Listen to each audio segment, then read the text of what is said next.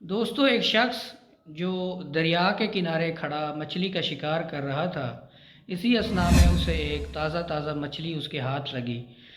لیکن ساتھ ہی ایک اور دوسرا شخص جو کافی دیر سے اسے دیکھ رہا تھا اس کے پاس آیا اور زبردستی اس کے ہاتھ سے اس نے مچھلی چھین لی۔ وہ شخص چپ کر کے گھر چلا گیا۔ دوسرا شخص جس نے اس کے ہاتھ سے مچھلی چھینی تھی، جب وہ مچھلی چھین رہا تھا تو اس کے ہاتھ پہ جو ہے مچھلی کیونکہ تازہ تازہ باہر آئی تھی تو اس نے تھوڑا سا ہاتھ پہ کاٹ بھی لیا دوسرے شخص کے۔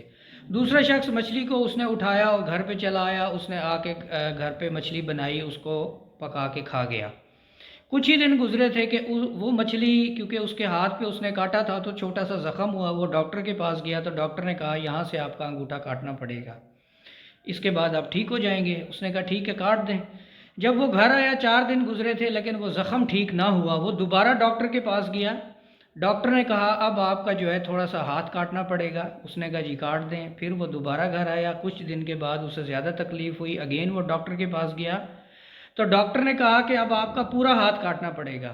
اس کے بعد وہ دوبارہ آیا، اسی دوران کرتے کرتے تقریباً اس کا پورا بازو ہی کٹ گیا لیکن اس کا زخم نہیں جا رہا تھا۔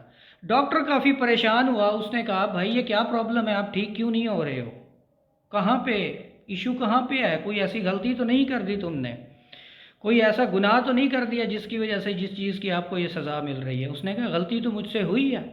اس نے کیا اس نے کہا یہ جو مچھلی تھی جس نے مجھے کاٹا تھا، یہ مچھلی کسی نے پکڑی تھی اور کھانے کے لیے میں اس کے پاس گیا اور میں نے زبردستی اس سے مچھلی لی اور گھر پہ آ کے پکا کے کھا گیا۔ تو ڈاکٹر نے اس مریض کو مشورہ دیا کہ اس شخص کے پاس جاؤ، وہاں سے معافی مانگو، ہو سکتا ہے کہ آپ کی اس تکلیف کا ازالہ ہو سکے۔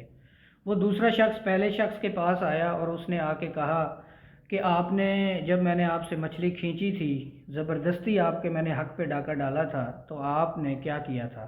اس نے کہا کہ میں نے اور تو کچھ نہیں کیا، میں نے اوپر جو ہے آسمان کی طرف دیکھا اور میں نے کہا کہ اے اللہ تو نے ہی انصاف کرنا ہے۔ تو اس ایک چھوٹی سی سٹوری سے ہمیں سبق یہ ملتا ہے کہ ہم کسی کی جو ہے وہ کسی کے حق پہ ڈاکہ نہ ڈالیں، کسی کے ساتھ ناجائز نہ کریں۔ اللہ نہ کرے کہ کوئی ایسا وقت آئے جسے ہمیں خود بھگتنا پڑے۔